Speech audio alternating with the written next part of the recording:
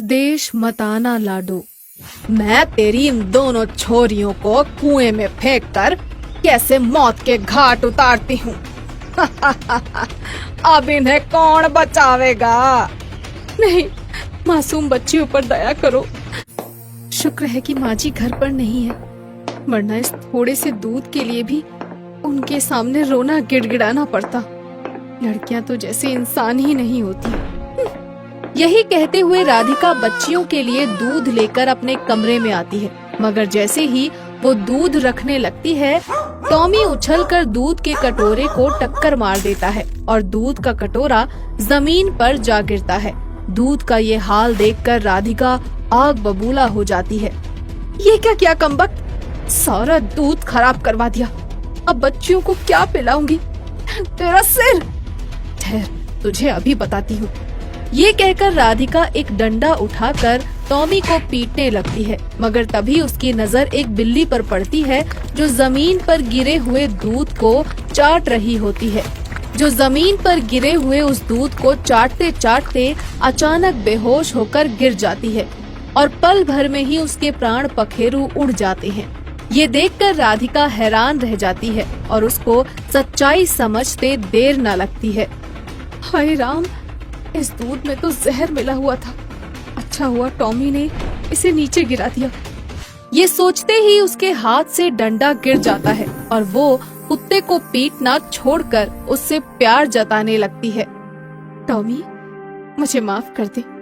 मुझे नहीं पता था रे कि तू ये सब मेरी बच्चियों की जान बचाने के लिए कर रहा है। इस जहरीले दूध के पीने से तो मेरी बच्चियां मर ही जाती ना, है ना टॉमी? राधिका ये कह ही रही होती है कि तभी उसकी सास सविता और उसका पति महेश सामने आ जाता है। मर जाती तो अच्छा ही होता, क्योंकि इस गांव में लड़कियां पैदा करना घोर पाप है। लड़कियों के पैदा होते ही उन्हें मार देने की परंपरा जो है इस गांव में। तुम भी इस परंपरा को निभाते हुए इन दोनों बच्चियों को मार डालो राधिका। नहीं नहीं, मैं अपने जीते जी अपनी बच्चियों को कुछ नहीं होने दूंगी। और तुम कैसे पिता हो महेश, जो खुद अपनी संतानों का गला घोटने पर उतारू हो रहे हो? चुप कर। औलाद पैदा करने का इतना ही शौक था तो लड़के पैदा करती, लड़के। महेश के गांव में लड़कियों के पैदा होते ही उन्हें मार देने की परंपरा बरसों से चली आ रही थी। गांव में इसी प्रथा के चलते लड़कियां तो बची ही नहीं थी और इसी कारण कोई भी उस गांव में अपनी लड़कियां ब्याहने को तैयार न होता था। इसीलिए लोग लड़कियों को भले ही मार डालते थे, मगर बहुओं को कोई नुकसान न पहुँचे इस बात का ख्याल सभी रखते थे। सविता भी इस बात को अच्छे से समझती थी, इसीलिए वो महेश को समझाते हुए कहती है, अब तो इन लड़कियों को तुझे खुद ही मारना होगा बेटा, पर ध्यान रखना लड़कियां ही मरे, बहू को कोई नुकसान ना पहुँचे, क्योंकि इस गांव में बहू मिलना भूसे के ढेर में सुई ढूंढने जैसा है बेटा।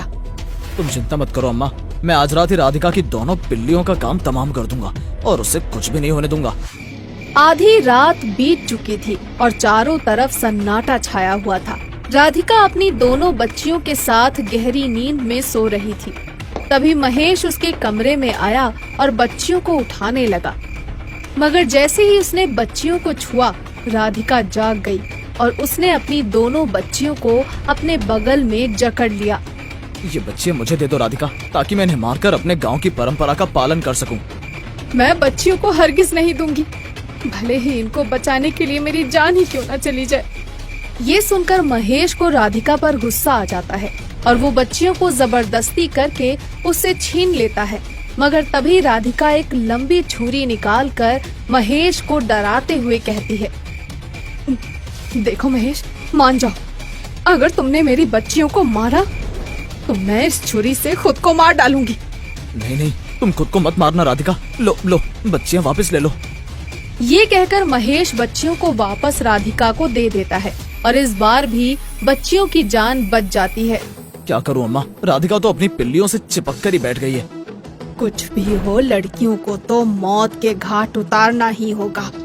अभी सविता की बात पूरी भी नहीं हो पाती है कि तभी बड़ी ताई के लठैत वहाँ आ पहुँचते हैं। बड़ी ताई का हुक्म है कि लड़कियों को जल्दी से मार डालो, अगर नहीं मारा तो भारी जुर्माना भी भरना पड़ सकता है। ना ना, ऐसा मत करना। बड़ी ताई से कहो कि हमें माफ करे, हम जल्दी ही लड़कियों को ठिकाने लगा देंगे। सविता ये कहकर बड़ी ताई के लठैतों को घर से टाल तो देती है, मगर राधिका की दोनों बच्चियों को मारने में फिर भी असफल रहती है। तो बड़ी ताई को खुद ही उनके घर आना पड़ता है। रह, तुम लोगों को इस गांव में रहना से कि नहीं? 2 नवजात बच्चियों को ना मार सके तुम लोग? कहीं गांव की प्रथा के खिलाफ जाने का इरादा तो ना कर लिया तुम लोगों ने? ना ना बड़ी ताई जी, ऐसा तो हम सोच भी ना सकते। वे ना सोच सकते, तुम्हारी आंखों के सामने होगा यो हत्याकांड। हाजिर करो छोरियों को। बड़ी ताई का ये हुक्म होते ही लठैत सामने आ जाते हैं और राधिका की तरफ बढ़ने लगते हैं। रे बहू, अपनी दोनों बच्चियों को इन्हें सौंप दे। मैं कहूँ कि हमारे गांव की परंपरा में अड़चन मत बन, लड़कियों को तो मौत के घाट उतारा ही जाएगा। नहीं नहीं, मैं अपनी बच्चियों को नहीं मरने दूंगी। मैं ऐसी अमानवीय प्रथा को कभी नहीं मान सकती। आप कौन होती है मुझसे ऐसी घटिया प्रथा को मनवाने वाली? ये सुनकर बड़ी ताई को राधिका पर बहुत गुस्सा आता है और वो हंसते हुए कहती हैं,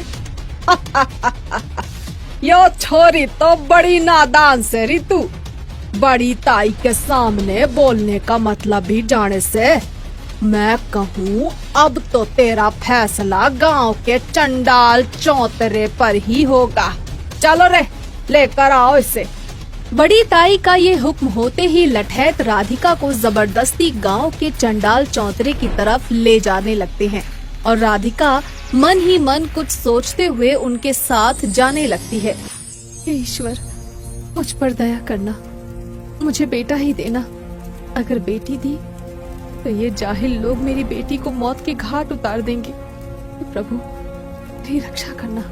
ये कहकर राधिका रोने लगती है और उसे रोता देखकर मंदिर के पुजारी बाबा कहते हैं, रो मत बेटी, हिम्मत से काम ले और भगवान पर भरोसा रख। किसी न किसी को तो इस गांव को बदलना ही होगा। याद रख, भगवान किसी न किसी रूप में तेरा साथ अवश्य देंगे। पुजारी बाबा के ये वचन सुनकर राधिका की हिम्मत बन जाती है और वो मंदिर से बाहर आती है तो एक कुत्ता उसके पीछे पीछे चलने लगता है। अरे, तुम मेरे पीछे पीछे क्यों आ रहे हो? भूखे हो क्या? आओ मेरे साथ घर चलो, मैं तुम्हें भरपेट खाना खिलाऊंगी। राधिका उस दिन कुत्ते को खाना खिलाती है तो वो उसके आगे पीछे घूमने लगता है। राधिका भी उसके स्नेह और वफादारी पर खुश होकर उसे रोज खाना देने लगती है। राधिका उसे टॉमी कहकर बुलाती है। क्यों रे टॉमी, तू मुझे मंदिर में मिला था, कहीं भगवान ने तो तुझे मेरे पास नहीं भेजा है? खैर, जो भी हो, अब तू मेरे साथ ही रहना, समझा? उस दिन के बाद टॉमी राधिका पर हमेशा नजर रखने लगता है और जब राधिका अस्पताल में जुड़वा लड़कियों को जन्म देती है तब भी टॉमी वहीं मौजूद होता है। जुड़वा बच्चियों के पैदा होने की बात सुनते ही सविता बौखला जाती है। लो, हो गया सत्यानाश। अभागी ने 2 लड़कियां पैदा कर दी। अब इन्हें मारने का पाप भी हमें ही करना पड़ेगा। सविता की ये बात सुनते ही टॉमी सावधान हो जाता है और राधिका के पास जाकर जोर जोर से भौंकने लगता है। अरे टॉमी, अब भौंकना बंद कर, मैं जानती हूँ कि तू क्या कहना चाहता है। मेरी बच्चियों को कुछ नहीं होगा, मैंने इसका पूरा प्रबंध कर लिया है। ये कहकर राधिका एक कागज पर कुछ लिखती है और फिर घर लौटते समय उस कागज को वहीं अस्पताल के बेड पर रख आती है। यही सोचते सोचते राधिका चंडाल चौतरे पर पहुंच जाती है। क्यों री, क्या कह रही थी कि मैं इस परंपरा को तुझसे मनवाने वाली कौन हूँ? हाँ, यही कह रही थी ना? अब देख, यो बड़ी ताई क्या क्या करती है। चलो रे, लठे तो छीन लाओ इसकी दोनों छोरियों को। बड़ी ताई के ये कहते ही लठैत राधिका से उसकी बच्चियां छीनकर ताई के हवाले कर देते हैं। अब देख ले अपनी आंखों से, मैं तेरी इन दोनों छोरियों को कुएं में फेंककर कैसे मौत के घाट उतारती हूँ। अब इन्हें कौन बचावेगा? नहीं, मासूम बच्चियों पर दया करो बड़ी ताई जी, मुझे माफ कर दो, मत मारो इन्हें। मगर कहते हैं ना कि मारने वाले से बचाने वाला बड़ा होता है, और भगवान जिसे जिंदा रखे उसे मार कौन सके। राधिका के साथ भी यही हुआ। उसका लिखा हुआ कागज अचानक ही डॉक्टर के हाथ लग जाता है। हैं? ये क्या ऐसी घिनौनी परंपरा? लड़कियों को जन्म लेते ही मार देने की प्रथा। राधिका की बेटियों को बचाना होगा। ईश्वर का ये चमत्कार होते ही डॉक्टर शहर के पुलिस अधिकारियों को लेकर गांव के चंडाल चौतरे पर पहुंच जाता है। बड़ी ताई, दोनों बच्चियों को उसकी माँ के हवाले कर दो, वरना हम आप पर गोलियां चलाने के लिए मजबूर हो जाएंगे। रे एसपी, गांव की इस परंपरा के बीच में मत आ, वरना गोली चलाना तो जो ताई भी जाने से। चल परे हट। ये कहकर बड़ी ताई बच्चियों को अपने लठैतों को सौंपते हुए पिस्तौल निकाल लेती है। थारी इतनी मजाल कि मारे पर गोली चलाए। ले, मैं दिखाती हूँ कि गोली कैसी चलाई जावे से। बड़ी ताई जैसे ही ये कहती है, तभी टॉमी उछलकर उस पर झपटता है और बड़ी ताई पिस्तौल सहित कुएं में जा गिरती है। रे बचाओ रे! अरे कोई मारे को कुएं में डूबने से बचाओ! अरे कहाँ रह गए रे? अरे कोई है कि मर गए सब? बड़ी ताई बचाओ बचाओ चिल्लाती रहती है, मगर उसे बचाने के लिए कोई भी आगे नहीं आता। इस तरह ताई कुएं में डूबकर मर जाती है और पुलिस राधिका के सब अपराधियों को गिरफ्तार कर लेती है। फिर इसके साथ ही गांव में पैदा होने वाली बच्चियों को मारने का सिलसिला भी हमेशा के लिए बंद हो जाता है।